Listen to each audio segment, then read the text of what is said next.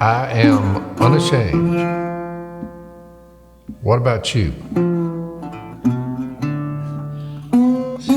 By the way, Jase, you and your dad, we weigh what you're supposed to weigh. Put your headphones on. I'm 6'3", 175 pounds.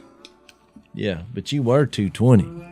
No, I never got to 220. I got to about like 205. I said, nope. I know you didn't say me. You just said you two. You left me out of that conversation. You don't want to get 40 pounds overweight because it's too hard to lose it. I got 10 pounds overweight, and I said, no, but I'm fixing to shave that off. I don't even want to talk about this, but y'all brought it up because I just came from, I had to go do a checkup for insurance purposes. And my buddy... Stop right there. Yeah. You had to go. Yeah. By whose instructions? The insurance agent, who is one of my friends. He's a good guy. I don't want insurance. But my wife's like, well, we already get it. Yeah, because if I die, you get some money. Right. I've already brought this up before that I don't like it already. And they're like, well, let's just do it. It'll only take a few minutes. That was a lie. It was 1 hour.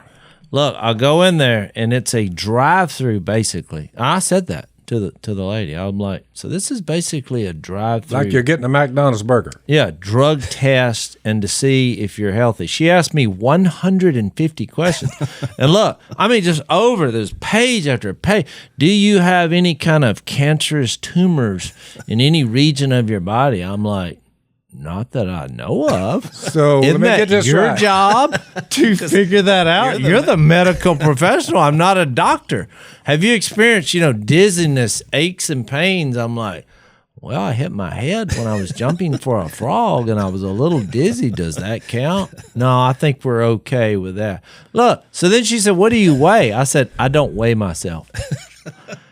I don't weigh myself and compare myself to other people. Well, I said, I weigh about the same thing I did as a senior in high school. I'll tell you that. I said, I'm going to guess at 170 pounds. And she said, well, I have a scale here. Do you mind? So I get up there. Well, I'm 168. So look, you know what she says? Is this in the vehicle or out of it? No, I'm out of the vehicle. I just meant drive through, as in you pull in, you go in there, and then there's a line of people. The reason I say this is, well, let me finish that story. So she said, well, what do you attribute you losing that 2 pounds to? I said, are you serious? When did you graduate high school? I haven't had breakfast this morning. Literally, she asked me, why have you lost 2 pounds? So you're supposed to stay on the 170 for the whole shebang. Oh, no. I have some rare disease. I've lost 2 pounds, and I don't know why. So basically what they were saying via this woman, kind of like Alexa, and they tell me that there's a woman that knows everything. No, that's Alexa, not Alexon. What's the name of it? Alexa. She knows everything. She does. So basically, they were trying to ascertain whether they want to take your money on an insurance policy, but they wanted you to be perfect. In case they made a mistake. Yeah. Pristine. And there was something that they shouldn't have given you insurance because there's something wrong with you. She asked me 150 questions. Do you have to be perfect to get insurance? Well, she asked me 150 questions, and the answer to all 150 was no. Not one single yes. I had no. She said, I don't think I've ever seen where there wasn't one yes. Well, before they got my cataract out of my eye, they wrote down, they had a sheet, and they said, check which of these pharmaceuticals that you take. And I just read down through it, and after about halfway, I just said, well, it does not apply to me. So I wrote down there just big letters, none, on the whole sheet. Well, when they finally got it, they said, well, there wasn't a place for none, though, you right? take something. I said, well, that's what she said. No, today. I don't take She something. said, what drugs do you currently take? I said, I don't take any. That's she what said, I no, told I her. mean, Yeah. And she didn't, she went like, and I was like, no, I don't take drugs. I will pass the drug test. There's no drugs here. And she got into alcohol. I thought I was the only one offering pharmaceuticals, but now that I'm talking to you, Jase, there's another one. But she said, do you have like something, cirrhosis of the liver or something? I was like, I've already told you, I don't have an alcohol problem. Therefore, I think that's what causes it. She's like, well, there's a lot of reasons. I was like, well, how would I know that unless you looked at my liver? I haven't looked at my liver ever. It's inside my body. They were unanswerable questions, you know? I was like, well, if I did know, if these answers were yes, I would need to. There's probably some kind of trick in it. It's like there was probably some embedded things that she was looking for. Who knows? I think 150 so. Questions. But then she's like, did you have to do a urine thing? Yeah. So then we get to that part. Are you paying them yet? And I have no idea. Well, I did say, who's paying for this? And she said, well, I'm sure the insurance company. I was like, oh, so they do this as a service. That's why it's just like a drive-through situation, you know? And then to make sure you're perfectly healthy. Well, if they had a fleet of doctors that you were going to, all the professional on every part of the body, all the different ones, you know, eye, nose, ears, throat, liver, surgeon. If they had a fleet of doctors. That would be one thing, but they're just asking you. Yeah. I don't know. I feel great. I feel fine. You know, but she was asking things that only a doctor would know, that I would need an x-ray for. Jase, face up to it. You're fixed to get fleeced by the insurance company. I guess I am. But well, the insurance guy, who's my friend, as soon as it was over, I put done. That's an hour of my life that I will never get back. And he responded back, you know, sorry, but, you know, we needed to do that. Well, Al, we're talking about insurance, but we need to get off the insurance, man. But look, I want to bring this up. So look, so the urinalysis, she hands me a cup, 2 little deal, and I'm like, oh, I do this? And she's like, well, yeah. She said, I'll be there beside you. And I said, you're going to be there beside me? I'm not sure I can do this with you watching, you know. And she's like, well, I mean, just right by the door. And I was like, why are we doing this? But then it occurred to me, because people who have drug testing, I guess they bring their own urine, BYOU. Or somebody else's that's clean. Yeah, that's what I mean. I've heard about that. So I walk in there, and it's a sign, look, this big around that you could never miss, says, do not flush. I said, what's up with that? And she said, what? I said, do not flush. She said, yeah, don't flush. Well, here's what's funny. You know, I do the business in the little cup and put it in the little, well, then I pour out the excess. Well, just human nature, I flush to come out. Oh, you did it. You broke the rule. Ow. I had it all in the, you know, in the, something. And she said, you flush to come out. Something about the people that they check, they flush away what they don't want. So. Something. You see what I'm saying? Oh, yeah. I mean, they know their own drug, but they know they got to do that. They flush it, so she didn't want to. That's what. Let's face it. This old gal took one look at Jase, and she thought, "Oh yeah." Well, actually, this is Shady City has come to the doctor's office from Dynasty, and look, you know, in a weird turn of events, she actually dated Willie in like the 9th grade. Well, there's obviously something wrong with her. Well, she said that. Well, and I said, checking you out for see if you're going to get injured, it seemed to have morphed on out, and you were talking about old times, you know, junior high dating. I mean, basically what happened. Oh yeah. Well, when you're spending an hour of your life there, I don't know what we're doing here in our society. You know, I went through that and thought, this is what we're doing. That's what we're doing. I did not realize this. Well, you realize, Jase, that all that was to determine what your rate is going to be for your life insurance. That's why they're trying to hook you on something, because the more problems you have, the more you have to pay them. I got it. So is that how it works? That's exactly. Well, I ought to get the cheapest rate. Well, you should if they buy it. I don't know what the cheapest one is. But I don't know. I didn't. It was. If you'd had something wrong with it, they said, "Oh yeah, well you can get it, but here's what you're going to pay." Versus they weren't trying to help me. They were I like the Almighty's insurance plan, because He gives us life and immortality, and if you think about it, and it's free. Yeah. So I'm thinking, I'm going to stick with God on the insurance thing. I'm just putting my faith in God and take my chances. I mean, your greatest line ever on that is people that eat right and work out. Because she said that. She said, well, you must eat right. And I said, actually, I eat whatever's out in front of me. I don't. She's like, oh, like, you know. And it guarantees. I guess she can't do that. Even that, eating right and living right, you say, but still, your days are what they are. Well, you're going to die. Yeah. Physical death is the problem. Jesus solved it, so I'm thinking I'm going there instead of the insurance companies. Well, You could be the healthiest guy in the world and a tree fall on you. well, you've convinced me that I'm not going anytime soon because, if she asked me what I weighed in high school and then says, what about now? What do you think caused that? I'm going to be like, Chinese pizza? I mean, I'm not going to I'm going to be paying the super duper rate because I got all of mom's genetics with the blood pressure. Well, that's what's so weird fat. about it. You're at the insurance company and you're messing around there. My little schedule this morning. What'd you do this morning, Dale? We dealt with beavers, bears, and alligators. I witnessed. we have bears now? We have bears.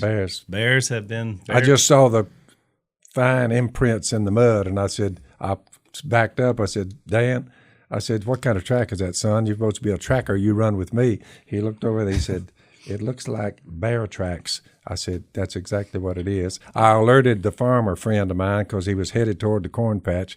This was just below size stand, the mud hole at the mayall tree, that first mud hole. He was going to get him some corn. Do bears eat corn? Going after the corn. So I called Wendell. He said a lot of the rice is planted, and he's going with millet down there on the lower end. He said, he said, what about millet? Because it's a little too wet. So I'm gonna go over there. He said, well, come over here after dinner. I'll show you what we've done. But you told him it was a bear. I told him a bear is headed toward your corn, and he said, oh my goodness, them things really are bad on corn. I said, yep. A bear will eat anything. Like when you go to where they're real populous, like North Carolina, where Zach and them from, I mean, they'll get in the garbage. Of course, they're lazy, so that they whatever's the easiest to get to, that's what they're. I thought you meant they'll eat you. No, I don't think they'll eat you. Now they say I think if you were, well, the black bear, if you mess with their cubs, the mama may. To protect her cubs, but bear attacks are rare. Yeah, now these kind of bears. You get out in Yellowstone and some of those areas with those grizzly bears. Now that's the old grizz. He may do a little damage. It was that Jeremiah Johnson. He said, "What kind of bear?" He's grizz.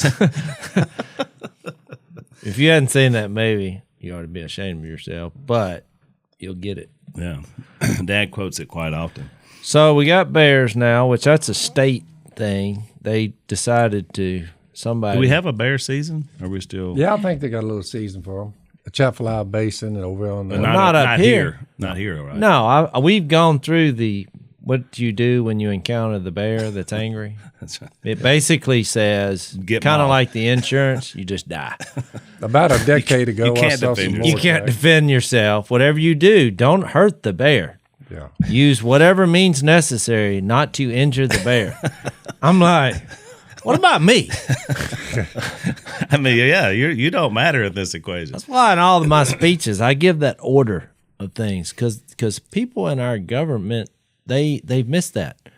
They in some branches of enforcement they had the animal and his health or her above the human. Yep.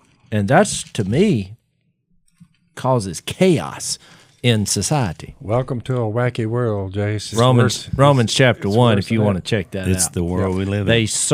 They worship and serve created things rather than the creator. And they worship images made to look like birds and reptiles. Yeah. So, which explains why you have the same people that are defending to the teeth sea turtle eggs, eagle eggs, little hatchlings, things, and then are totally on the other side on the pro-life issue. In other words, a baby inside the womb, your and we choice. like turtles. I like sea turtles. I don't have anything against sea turtles. Look, I was fishing on the beach. I might have told this story. And caught a sea turtle. I remember. And everybody freaked out. Everybody went nuts like I'm going to prison. Yeah. I was like, I can't help that the sea turtle thought my bait was appealing, and I have now landed the sea turtle. But it was like a guy came up and like, everybody, I'm like a sea turtle rescuer. Yeah, he went into that mode. He got the bait out and like, he was okay, like, don't record this. Somebody got their cell phone. Don't put this on. He's just like taking charge of the situation. He like sent the sea turtle back out, and he's like, don't tell anybody I touched the sea turtle. He said that. Yeah, he was like worried that somebody's going to come haul him I off. said, look, I remember and they that. wonder why I don't do beaches. Well, there's a lot of reasons good why. thing. Let's take a break.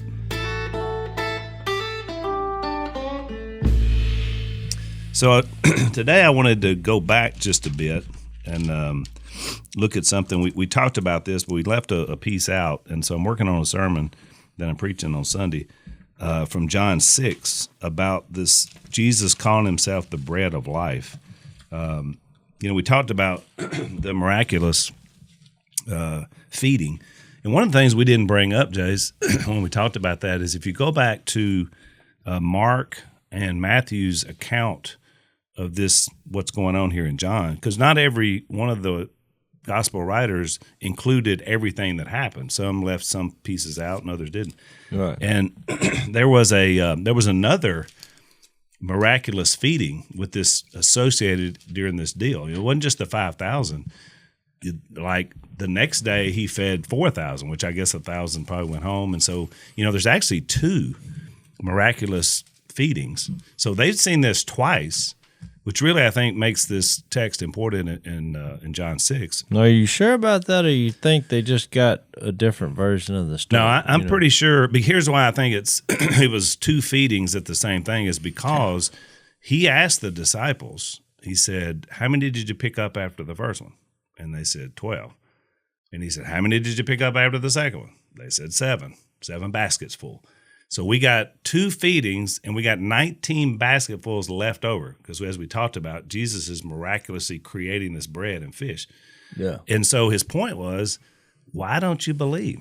I mean, which makes it even more fascinating to me when you get to John chapter 6 because the people show back up again. You remember Jesus went across the thing in the middle of the night. We talked about him walking on water. The boat, they been out there rowing for half a night, and they made 3 miles. It was a 7-mile trip across the lake. Jesus shows up, gets in the boat, they worshiped him, and then it said immediately they were on the other side. Yeah. I mean, we But did they probably wasn't aware. No, I mean, they just looked up, and all of a sudden. He's manipulating the laws of gravity.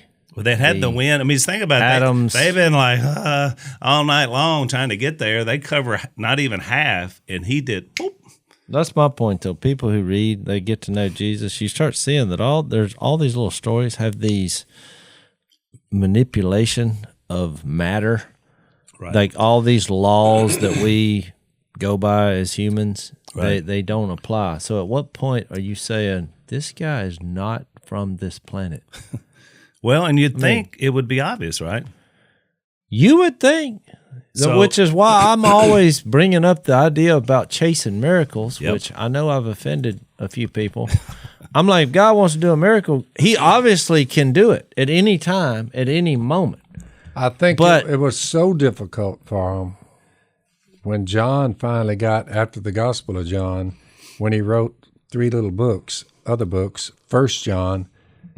If you're going to call someone you ran with for 3 years, and John's over there watching, feeding these people, all these miraculous things, the boat out there, he's there watching. Oh, yeah. Well, when he writes it all down, he begins with, and this is the word he used to describe Jesus of Galilee, that which was from the beginning. Now, if you're going to start telling someone about an individual you ran up on one day, and you begin, when you write about him, you say, what am I going to call him? What did I just see? That which was from the beginning, which we've heard, which we've seen with our eyes, because most people, to this day, when you start talking about what we're discussing, manipulating the atomic structure of all matter and these miraculous things, you say, what in the world? Who in the world was that? We've looked at, our hands have touched. He's going through all the senses, everything but smell.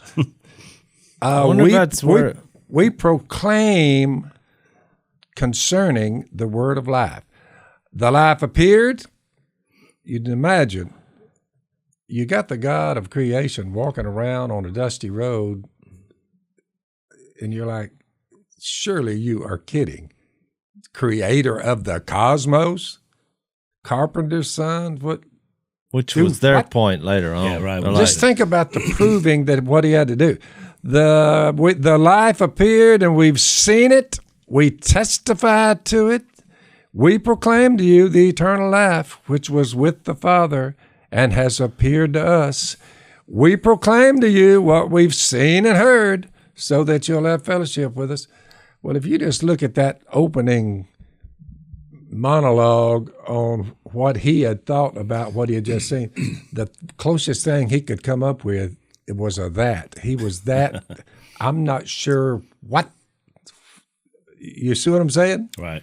And of course, didn't that Stephen King come out with a movie? It was called like It. What was that the name of it? It. About the crazy clown. But it was like I don't even know if I've seen the movie, but I got the concept. But it was like he did it from the demonic. Right. You know, it's like it's this force.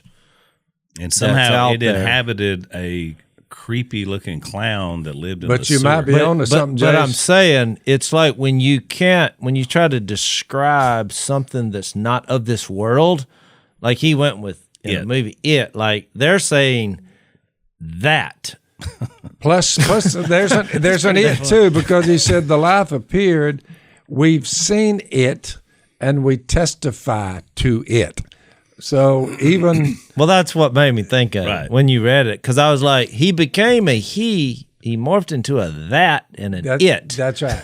It was that is correct. It was some kind of organism that would that's easy for you to say transform itself. Remember, because he started teleporting. Then it said it changed his figure later where they wouldn't recognize him. Yep. Oh. He's moving boats at like warp speed. All the movies and things we watch about, warp speed, Star Trek. He's like the human embodiment of all these sci-fi. Did you ever see the John Wick? Have you ever seen any of those movies with the Keanu Reeves? No. They're pretty good. But anyway, so I don't watch Keanu Reeves movies. This is a pretty good one. But anyway, so he's like disappeared. Like you see him in a crowd and he's gone. So I think about that when the crowd would try to get Jesus, said he slipped away. Like it was like a ninja. You look up and you're like, wait a minute, what? Where'd he go? Well, it's like they were trying to kill him, but then it says they couldn't get their hands on it. Get their hands on it. Well, why not? He walked right through them. He walked through them. And they're like, it's kind of, and they're like, and then a woman who has what I'm saying is, how in the world did 40 men over this length of time? How do you concoct a Jesus? Right. I mean, you would have to be bigger than Jesus to concoct one. So that's a great point to take back to the text. So when you get to verse 25, I set it up. Jesus has done these two miracles. He's actually done 3 or 4 if you include the instantly arriving at the shore. And then in verse 25, chapter 6, the crowd now comes around the lake. Remember, they went across the lake. Yeah. So they come around. And so Jesus is already there because he got across this, he went the short route. He walked it. And then, so here, look, they said when they found him on the other side of the lake, they asked him, Rabbi, when did you get here? Yeah. I love that. It's like, why?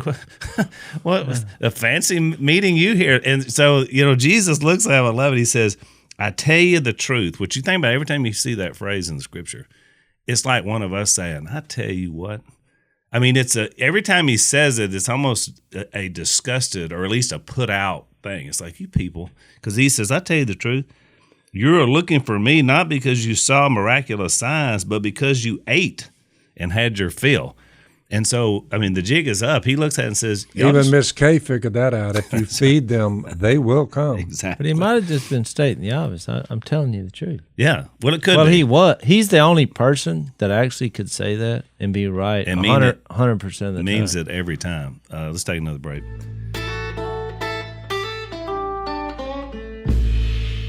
I always read it as like, because I've been there like, I tell you what. Well, I know. I just never thought about that. I think he's frustrated because he's going to do it again a little bit later. But what I'm saying, he was telling the truth. Well, he was. That was. But I'm truth. saying I think he's put out with them because it's like all you care about is another meal. Well, yeah, I mean, that's all they cared about. Obviously, but I'm saying finish that little text up. I'm saying when somebody says, "I tell you the truth," and then in your mind, you hear what he says, and then it is actually the truth. And you it is were every here time. just for the food. That's right. Well, then all of a sudden it becomes more powerful. It is powerful. But so here's what he says. So check this out, 27. Now, I want you to listen to the words in this verse and tell me what you would have focused on, because there's a lot of thoughts. He says, do not, he's telling them, he kind of gives them a little rebuke. Then he says, do not work for food that spoils, but for food that endures to eternal life, which the Son of Man will give you. On him, God the Father has placed his seal of approval. Now, there's a lot of deep spiritual. That's a mouthful. I mean, that's a lot of spiritual content in that thing. And you know what they focused in on? What must we do to do the works God requires? Out of everything he just said, he said, don't work for food that spoils. Then he goes into the great thing about eternal life. They say, yeah, tell us about those works we need to that we're required to do. In other words, it's not just that I want to work. I want to find out what I have to do, but what's the minimum? Because that's what they're really asking. But it's the modern day philosophy now. Exactly. There's nothing ever changed. People, when you sit down and you start talking about their lives, they say, well, what do I need to do? And basically, just it's like taking a college course, which I've said that. Our churches, a lot of them are like college, university. You go there, you learn the information, you figure out the right answers, and if you get that, you're good. Yeah. It has nothing to do with like how your life is. Like just Your relationship. figure out the information that you need to know out of the book. It's like some kind of puzzle that you put together. And if you believe it right, then you got it. Which is why we say a lot on the podcast, most of the questions we get are behavioral questions about how can I stop doing this? I'm doing this. Every time. Are they worried about they can't do enough? Yeah. A works type mindset. This is Jesus has said, all you have to do is believe in me, and I'll save you. It's not a system of how good you are, how much you do. It's What not he that just one. said, I'll give it to you. Like I'll give it to I'll you. give it to you. It's a gift. And they come back with, okay, tell us what we got to do to work this out, because Yep. that's what we want to know. Because Well, let look, we want to keep getting the To fish. this day, we that's want to what keep getting the everybody fish and the says. bread. Just tell me what I got to do. So here's my illustration. So he answers saying, the work of God is this, to believe in the one he has sent. But look, now here's what these fools, I just mean that affectionately, and the modern day You gotta people do remember, only today. a fool says in his heart, there is no God. That's a right. fool. There You know go. what they say? Oh, well, all I have to do is believe. Yeah. Nope, you've missed it again. Even just by saying that, even though that's technically right, your mindset never changed. You're like, oh, okay, I believe Jesus is the Son of God. All right, I got that. Now, let's get back to my life here. You see what I mean? And try to figure out why I need to keep doing this work. Yeah. Now, it just... Every time I've ever brought that up, people, I know their heart is not right, nor their thinking when they say, so you believe all you have to do is believe? I'm like, I just read this. I didn't assert anything, but evidently it's made you have some concerns about my theology. Whenever I read a verse and all of a sudden you go, "Arr," that means there's something you're missing. I don't have a problem with it. I love this verse. So at the point we've made over and over about lifestyle, whether it's cursing or pornography, all the different things we've dealt with on the podcast that people have asked us questions about, it goes back to this. If that's the fruit of your life, you got to go back further than the bad fruit. You got to figure out what's the relationship issue with you and the Lord, because once that's where it needs to be, the fruit becomes different. Is the point? Because the point is, if he has this ability, let's just kind of step back from the religious world and just think about here's an it that has abilities that are beyond earthly comprehension. And so now all of a sudden he's saying, if you want to work for God or whatever, you need to believe in this specimen. I don't know what to call it. I mean, this Specimen. supernatural being and here's what we do. So somehow or another, we think, oh yeah, he has all these powers and he can do these miracles. But then somehow he's not knowing what I'm thinking, or he's not aware. I can say I believe and then go out here and live like a hellion. And then somehow or another, he didn't notice. Yeah. my life. And I think that's the problem. That's why when you ask a question like this, what must we do? What works are required. It's like he's a million miles away. Well, if he has all these powers, don't you think he has the power to know what's deep inside of you and to be able to, the omnipresent part of him? Or he's obviously has a skill set that's beyond you being able to hide from him. I mean, it goes back to the garden, they're like hiding. And so to me, that's the problem. That's the problem with miracles. You look for a miracle, and let's say you get one.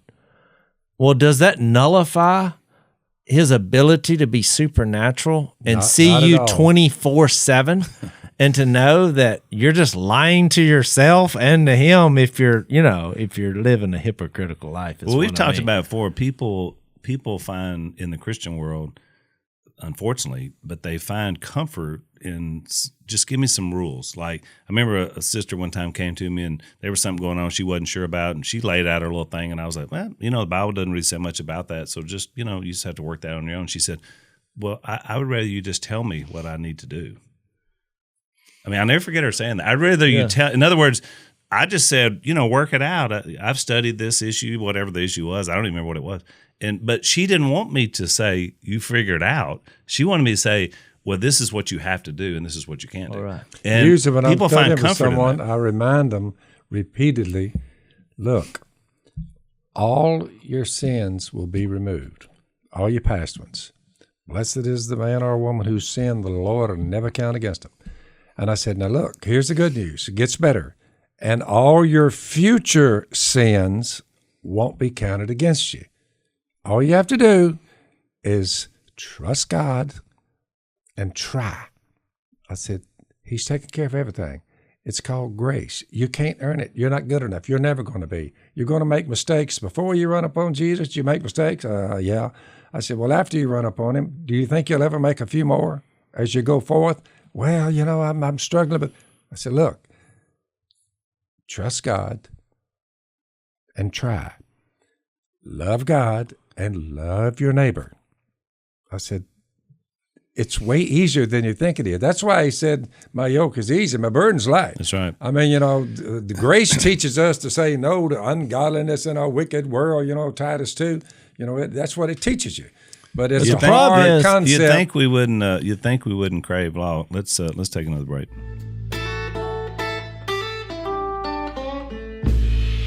The problem is people go to a church building, and look, you know me, I love worship that is passionate and meaningful and emotional. And I think when God said, or Jesus said, love the Lord your God with all your heart, soul, mind, and strength, I think we should give each one of those qualities, whatever they may encompass, in our worship time.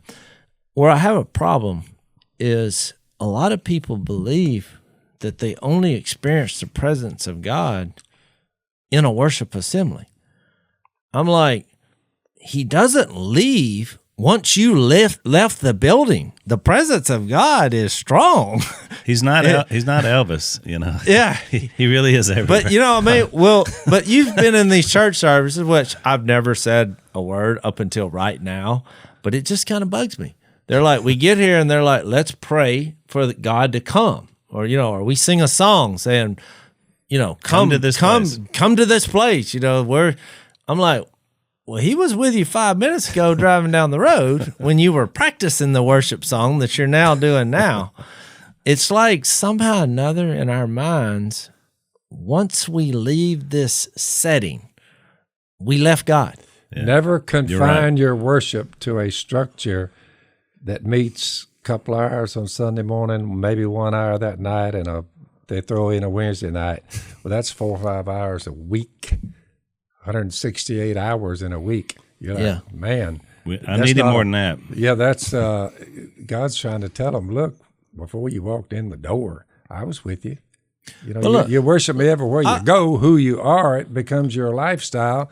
By the way, one of the reasons for our troublesome times we are in right now, people just don't understand Jesus. They don't understand what we're discussing here. They don't understand about worship. It's just something that they go do, and then they walk away from it until the next time they show up at the next appointed time. You're like, they misunderstand the power of God. Well, look, that's what some of these people's problem was. Yeah, it was. It's like I was telling you, I did my insurance evaluation.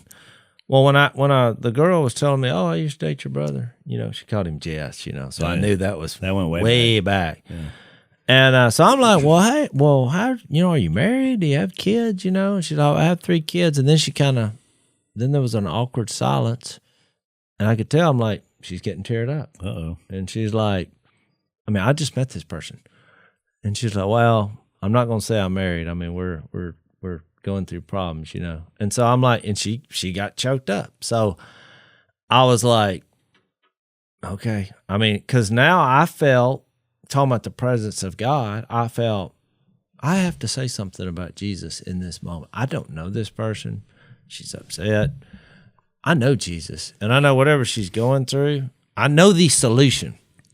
So I said, yep. I said, I think the older we get, it just becomes tougher for people to stay together. I said, that's why I like me and my wife. I said, we have nothing in common except Jesus. I said, but you know what I realized after 30 years? That's enough. Because he offers a place and a time to start over. I said, just think if you don't have forgiveness.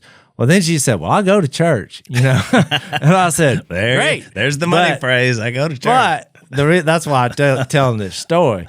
Because in her mind, she was thinking, well, I go to church. And I was more depicting something that happens every day in Jesus in a marriage. And I wasn't. Who are you? Yeah, I didn't know her situation, and I wasn't trying to judge her situation. I was just trying to get a little introduction of Jesus. And then I gave the follow-up point later, back when we started, fixed to do the urinalysis. That's when I got on the resurrection. I was like, well, that will bond you to people, when you share a urinal stall. So I'm just saying. And I thought I answered 150 questions no. So I'm in great health, but I'm not delusional enough to think that I'm not going to die. So I'm going to finish, because I talked about forgiveness with her. So I thought, I can't leave out the resurrection.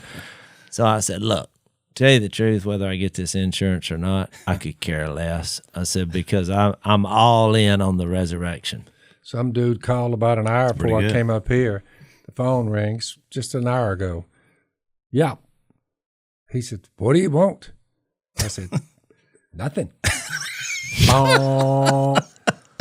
I don't know what he... But I've told you. I said, yeah. And he said, what do you want? And I said, nothing. And I just hung the phone because he didn't say anything. I said, nothing. And I'm waiting on him to say something. And it was just silence. I thought, well... Now, what does this have to do with what we were talking about? Make your points short and to the point.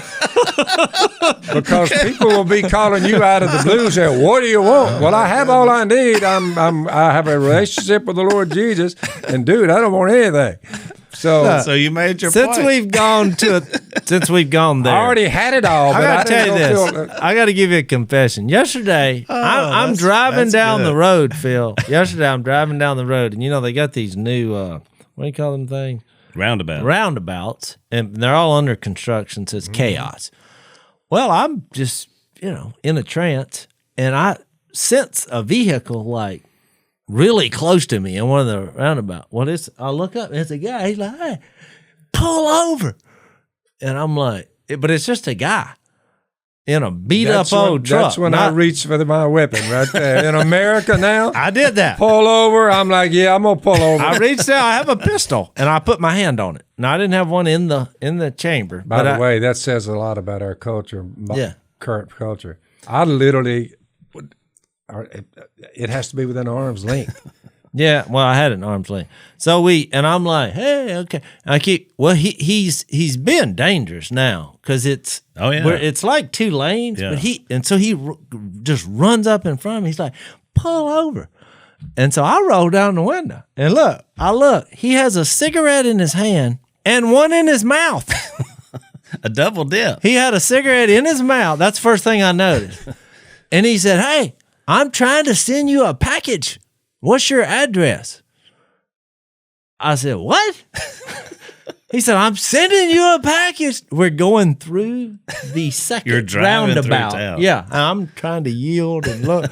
He's like, I'm trying to send you a package. What's your address? I said, go to Duck Commander and drop it off.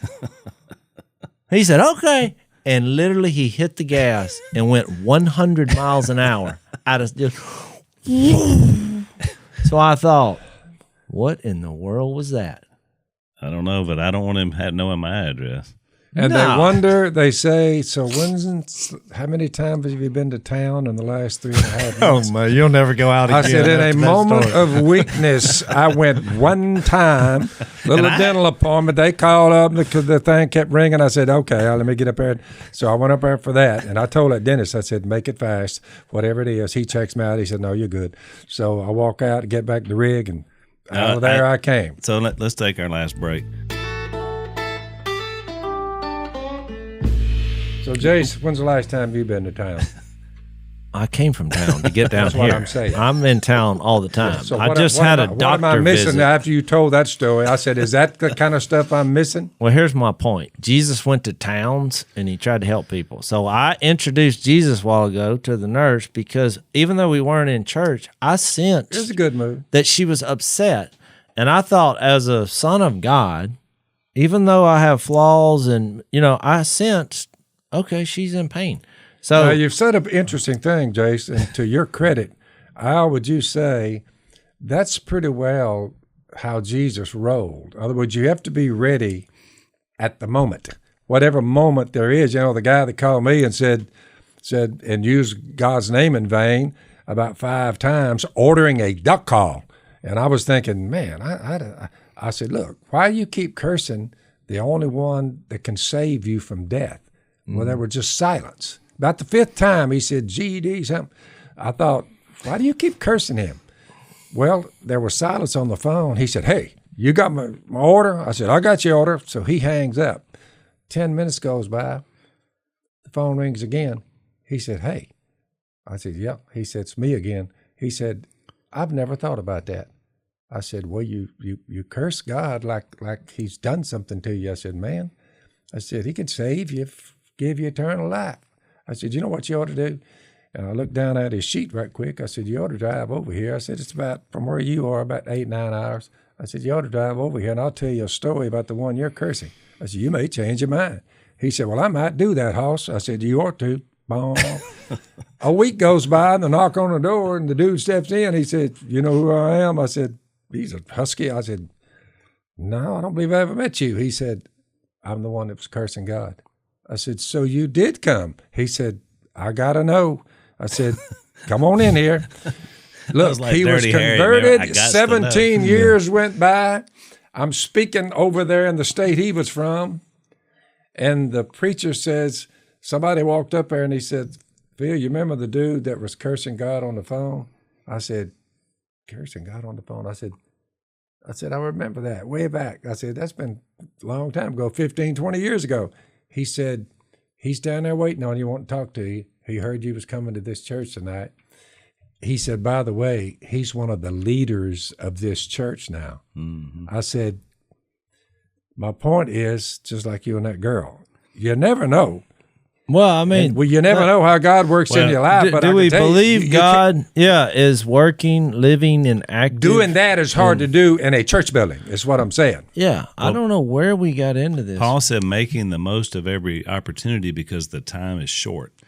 I mean, you think about it, you only get so many opportunities like that in the course of your whole life. That's right. It goes by fast. I didn't have And there's to a lot say more than anything. that guy, but that was just one that kind of stood out of my mind when we were This discussing question, this. I'll hit on this question, is the problem in our churches and in our lives is when you're just trying to do the least amount possible to get in, that's a terrible attitude. You've missed the awesomeness of a life in Jesus, where you do have a situation. Look, I didn't know this woman. I didn't know her problems. I didn't know all the history. I didn't have to know. I know who can fix it. Yep. I know the way to fix it. And Plus, it's we Jesus. should. I need to remind our audience that what y'all are seeing in our streets in America, well, the evil one has no problem with getting out in the street and ranting and raving and looting and burning and shooting and all this carrying on. You're looking at. Well, God's people have to look at that and say, we at least need to be ready at a moment to stand up and point them to Jesus who can save them. I just say we ought to be a little more, what would be the word, Al? A little more... vigilant. A little more... I was thinking radical. Radical, well, vigilant. I would I just did say... some street preaching one time up in New York. We have a message of Did love, you see but that I'm old just boy saying. that rolled into Chop, or I think it was Chaz back then in Seattle? He was a street preacher, and he waded up into the autonomous zone preaching Jesus, and they just beat the fire out of him. Yeah, I mean, it was a scene out of Paul of Oh, yeah. Paul in Ephesus. But that's why now I don't think you make those type. I kind of respected the guy. I thought, he's trying to make it. I mean, But my point is, if you're just real in real situations, because that's what Jesus did. That's where you work, the most good. Where you He work, was- where you play, just right. be ready. I didn't get up this morning thinking I'm gonna go preach Jesus to whoever is working. somebody on me. having a It bad just marriage. happened. What's your favorite You know? text, Jace? Be ready Always to give be everybody prepared. that. Yeah. Yeah, and then you leave out that last part. But do this with gentleness and respect. I'm kidding. I'm not, Phil being, I'm comes not with- being unkind to them, but sometimes I am a little blunt. You you have know the what, gentleness and respect approach, and then you have the blunt force trauma. Well, it's like Dad's on the deal about somebody says, I'm going to be brutally honest. And I always say, well, I like the honesty. It's the brutality that I could do without. But, but I tell you this, Dad, because I hear from our viewers and listeners all the time, they appreciate the fact you're blunt. I mean, like that's They your, do? Oh yeah, that's Hey. your Well, lane. Phil, The contrary, look, I'll tell you I this. salute all of you. Thank you for As that. blunt as you are, this political, everyone is sensitive to every little phrase you made, and any kind of word that you say that might be offensive to someone, that literally makes me want to just pull over and dry heave. Oh, yeah. I mean, I'm so sick So of that. I saw a list of movies, Jase, that now have to have like some kind of warnings before you watch this about insensitive to all these different causes. And about half the list were some of our favorite movies. Dirty Harry was at the top of the list. That's Back then. Well, I'll get out But of here. look, when Ryan preached Sunday, I love that he said, because his mom is, I guess, Caucasian and his dad is Chinese. Mm-hmm. And he's like, he made the point. He said, I don't go around saying I have a Caucasian mom and a Chinese American dad. He's like, I have a mom and dad. Why do we have to label everybody in every way? Everybody and be keeps sensitive hollering toward about justice, the ones in the streets, and justice, give us justice. But actually, Al, that what they really need and what they need to be realize is mercy. They need mercy, and they're hollering for justice. God's going to give them justice, 100%. You know what I'm saying? Yeah. That's why James, the half-brother of Jesus, he said, judgment without mercy will be shown to anyone who has not been merciful. He said, you better be merciful towards your fellow man. Mercy triumphs over judgment. It really does. And he actually, in that same chapter, talks about God doesn't show favoritism, and we shouldn't either, which betcha. goes to the point. That's right before this. By the way, Yeah. that's James 2. Y'all need to read that. All right, well, we're out of time. That went by fast. Yeah, it did. Hope it was a good study. I've got a few more thoughts, so I guess I'm going to bring those back in the next podcast. Yeah, we I'm not- got like this far. Yeah, I'm not quite finished with where we want to go with that. Yeah, I hope we don't ever replay this insurance story. I don't know. Jase comes up with a lot of them, but the insurance story didn't get me all fired up.